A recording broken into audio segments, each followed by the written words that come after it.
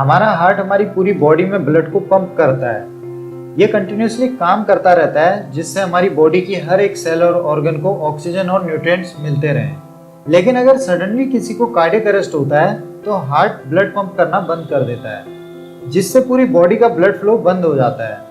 अगर इसे रिवाइव ना किया जाए तो कुछ ही देर में हमारा ब्रेन और वाइटल ऑर्गन्स परमानेंटली डैमेज हो जाएंगे। ब्रेन तक ऑक्सीजन ना पहुंचने पर सिर्फ 4 मिनट में ही ब्रेन डैमेज होना स्टार्ट हो जाता है और 10 मिनट के बाद ये ब्रेन डैमेज परमानेंट और इरिवर्सिबल हो जाता है। यानी 10 मिनट तक अगर ब्रेन तक ऑक्सीजन ना पहुंचे तो इस कंडीशन में हम इसे रिवर्स नहीं कर सकते। किसी को कार्डियक अरेस्ट होने पर ऐसी कंडीशन में हम लाइफ सेविंग टेक्निक सीपीआर का यूज करते हैं। सीपीआर का फुल फॉर्म होता है कार्डियोपल्मोनरी रेसुसिटेशन। सीपीआर करने के लिए हमें पेशेंट के हार्ट को चेस्ट के सेंटर से पुश करना होता है। सीपीआर करने के पीछे मेनली 2 पर्पस होते हैं। सबसे पहला ये कि चेस्ट कंप्रेशन से ब्लड फ्लो हमारे ब्रेन तक जाता है और ब्रेन तक ऑक्सीजन पहुंचती है, जिससे ब्रेन को डैमेज होने से रोका जा सकता है। और दूसरा ये कि चेस्ट कंप्रेशन से हार्ट पर प्रेशर पड़ता है, जिससे वहां पर ब्लड फ्लो होता है और ब्लड फ्लो के साथ ही वहां पर ऑक्सीजन भी सप्लाई होती है, जिससे रुके हुए हार्ट में नॉर्मल इलेक्ट्रिकल रिदम्स फिर से स्टार्ट होने के चांसेस बढ़ जाते हैं। इलेक्ट्रिकल रिदम्स की वजह से ही हमारी हार्ट बीट जनरेट होती है और हमारा हार्ट ब्लड को पंप करता है।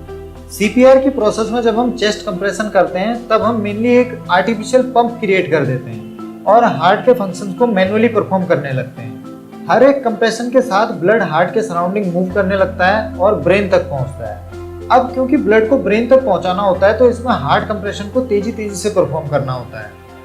चेस्ट कंप्रेशन में पुश करते हुए हमें लगभग 2 इंच तक चेस्ट को कंप्रेस करना होता है और फिर रिलीज करना होता है। कंप्रेशन में हार्ट पर प्रेशर पड़ता है और हार्ट स्क्वीज होता है, जिससे ब्लड हार्ट के बाहर पंप होता है और कंप्रेशन रिलीज करने पर ब्लड फिर से हार्ट में फिल हो जाता है। पुश करते हुए हमें लगभग 1 मिनट में 100 से 120 कंप्रेशन करने जरूरी होते हैं, जिससे ब्लड लगातार पंप होता रहे। अगर हम बहुत धीरे या फिर नॉर्मल कंप्रेशन करते हैं तो इसका कोई फायदा नहीं होगा और बहुत तेज कंप्रेशन करने पर भी हार्ट को ब्लड फिल करने का टाइम नहीं मिलता है, जिससे ब्लड फ्लो ठीक से नहीं हो पाएगा।